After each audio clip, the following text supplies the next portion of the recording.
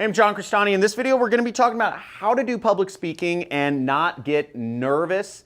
Public speaking is a great way to make lots of money, is all we know. And I'm going to be going over 5 specific things that you can do to allow yourself to not get nervous. I never liked public speaking personally. So I'll be going over exactly what to do. I'll be going over also how to make money from this in this video towards the end. So keep watching.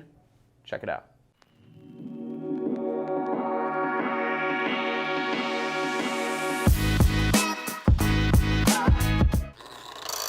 I love this money gun. So 5 ways to not get nervous if you're looking to get into public speaking. Now, public speaking can be useful for a lot of things. First off, you have to understand building a personal brand. Your brand is going to go everywhere with you, okay? No matter what. You can't get rid of yourself. You can't get rid of your body. Until we do, the Neuralink and all this stuff where we can download and upload our brains and other bodies, that's not probably in the near future, but you're going to carry yourself everywhere. And no matter what, doing public speaking, whether you are pitching consumers, whether you are pitching businesses, whether you are pitching investors, those are the 3 people you'll be pitching, only one of those, or all 3 of them. To build your business, you are going to need to speak in front of people, and if you want to be successful, you're going to have to speak in front of groups of people at various times, I'm sure. So let's go over these 3 ways that you can not get nervous public speaking. Now, one thing that I think is really useful to think about, you might get nervous if you just see a huge crowd of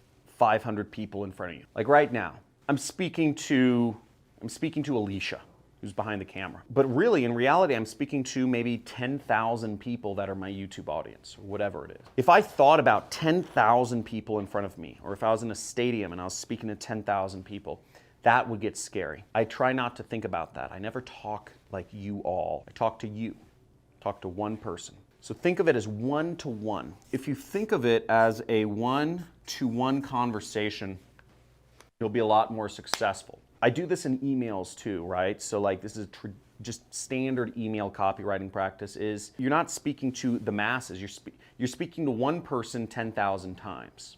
Okay, so think of it like that because each person is getting talked to by you. So it's just a conversation. Don't make it all weird. Don't think you have to say things in a weird way. Just be normal, be your normal self. Now, number 2 is slow down. A lot of people speak very fast when they're public speaking. And I naturally speak a little fast. I'm from California, not New York. New Yorkers speak really fast. But people want to just try to get everything out. They say, okay, and the statistics show that you're going to make a lot of money doing this, and the bar chart shows up and to the right on the economics, and the bar chart shows up and right in the cultural trends, and the bar, people want to get everything out. They're worried they're going to forget something. You might be worried you're not going to be interesting. And speaking fast is kind of, usually I think where it comes from is like lack of confidence. It's that you believe that people are just going to tune out, so you have to get all your words out to keep people interested. You can slow down. You don't need to speak really fast. Simplify things. If you think that what you're saying isn't interesting, then simplify it. Speak with less words. If you have too much to say, simplify it. Speak with less words. Number 3, look at this. Structure. You notice how I use a lot of bullet points in my thing, and I always kind of organize what I'm talking about in like 1, 2, 3, 4, 5 or stuff like that. Structure is good for everyone. Structure is good for you. Structure is good for me.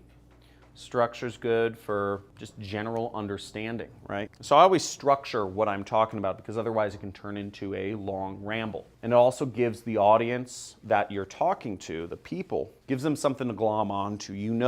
To expect 2 more things, and you know to expect a bonus at the end because I said it. But it's a way of what we call in marketing parlance future pacing. Now, future pacing is giving people an idea of what's to come, because if people have an understanding of what's going to come in the future, they will wait, or they will look forward to that particular thing. They know that something maybe special is coming, like that bonus I'd mentioned in the very beginning, the method of using public speaking to make money. So I'm keeping people hooked. I give people a hook, a reason to watch, but I put in little hooks, put in a big hook towards the end. So I want to hook in the beginning to keep people watching. I want to hook at the end to make people want to watch to the entire end. Now, number 4 is big word here, non-attachment, okay? Don't be tied into any particular outcome. If you have a particular outcome, if you're thinking to yourself, I want these people to buy my shit. I want these people to buy my stuff. I want these people to buy my stuff. You're attached to an outcome and you're gonna beat yourself up. You're like, you'll see somebody leave your presentation, or you'll see your watch time on YouTube is too low, and you'll be like, they hate it. They don't like me. I suck. Don't be attached to an outcome.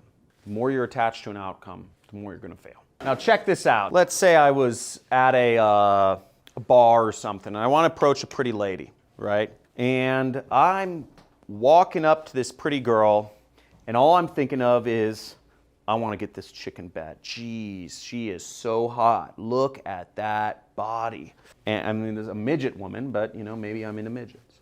So I come up and I am like, oh my gosh. I'm trying to talk to her and I'm trying to say, hey, can I get your, I'm trying to use some pickup line I learned. Like, can you tell me your opinion on this? Is this guy single, or is he dating one of those girls on either side of him? Something like that. I'm like, this is a picture my buddy just posted and I need a female opinion. Well, I don't know, some pickup line I learned, right? And I can't get the line out, I'm speaking too fast, and she leaves me, right? If I'm so attached to the outcome, that's not gonna work because I was attached to the outcome. Whereas if I just go up to her and say, hey, what are you doing here? And it's like, what you doing here? Or so, if I'm not attached, there's a coolness and a confidence that successful people air when they walk into a place. There's a coolness and a confidence. And if you're attached to an outcome, you will not be exuding that coolness and confidence. So be non-attached. This is the hardest thing. That's why I kind of spend a little bit of time on that. Do not be attached. And same thing in business. So you're not going to have the results you want in business if you are not cool, confident, non-attached, right? It's hard, right? It's kind of like a catch-22, chicken egg thing. Last but not least is you need practice. Practice, practice, practice. Practice all the time, because the more you practice, the better you'll get. The more you speak to people, the better you will be. Now, I do a lot of YouTube videos, and I'm speaking to people all the time. I see their reaction. I see people say, they'll call me like, you C-word, N-word, Jew, or you not, C-word, N-word, Nazi. I get both. I've also gotten ginger Nazi Jew. And like, I could take it personally, but I move through it. I just practice a lot and I get better and I check out, look at all my metrics on YouTube, and as my audience has grown, things change, but I look at my metrics and I figure out what works, what doesn't, what do I say, how do I edit, all that stuff, right? YouTube's a little different. And one good place to speak is meetup groups, Eventbrite groups. Make friends with event organizers in your area. Help them out, offer to speak, offer to hype them up. In business, I was going to a meetup or an event every single day. And I remember I was talking to some of these presenters at some of these like marketing conferences or these marketing meetups or events.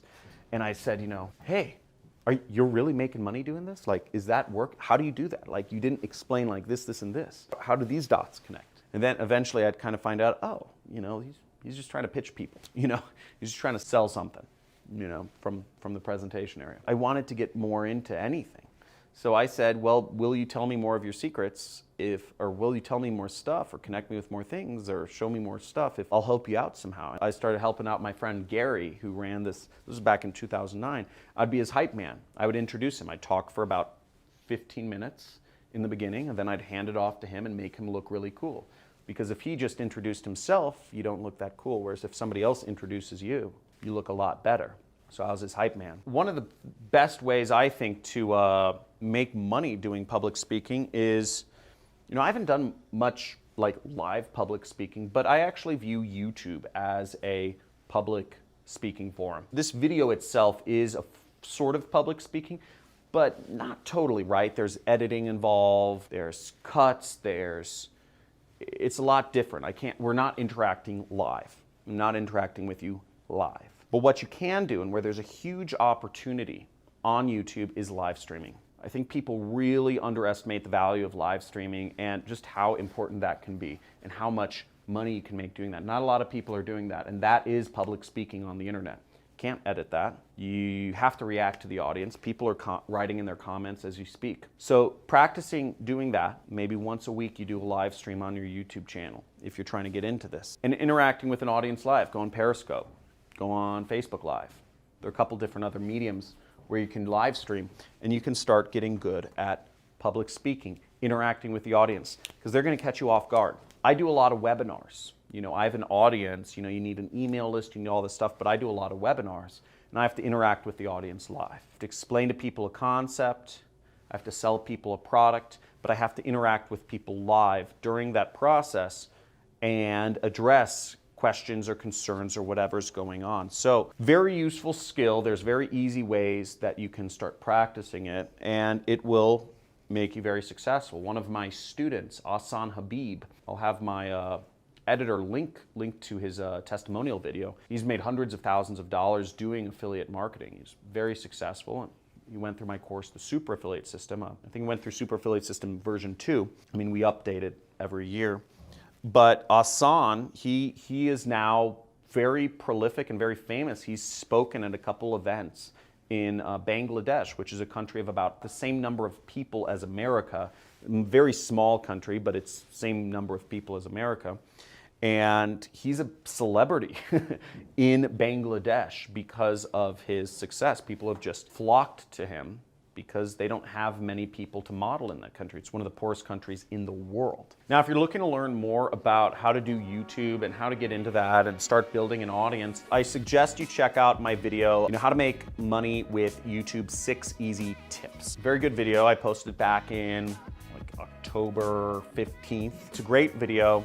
Check it out and learn how to become a better YouTuber. I'll link to that at the end of this video. I release a lot of new free traffic methods, and those are, you want to hop on those as fast as those videos are released and implement them, because when those methods are hot, they're hot, and you want to implement them right away to make that big money. Looking forward to seeing you in future videos. And if you got something from this video, let me know which one was the most helpful. Was it understanding, speaking to people one-on-one as opposed to speaking to a group, speaking slow, having structure, non-attachment, or just practicing, and how to do that? Let me know in the comments which one was most helpful, and I will talk to you soon. As always, have a good day.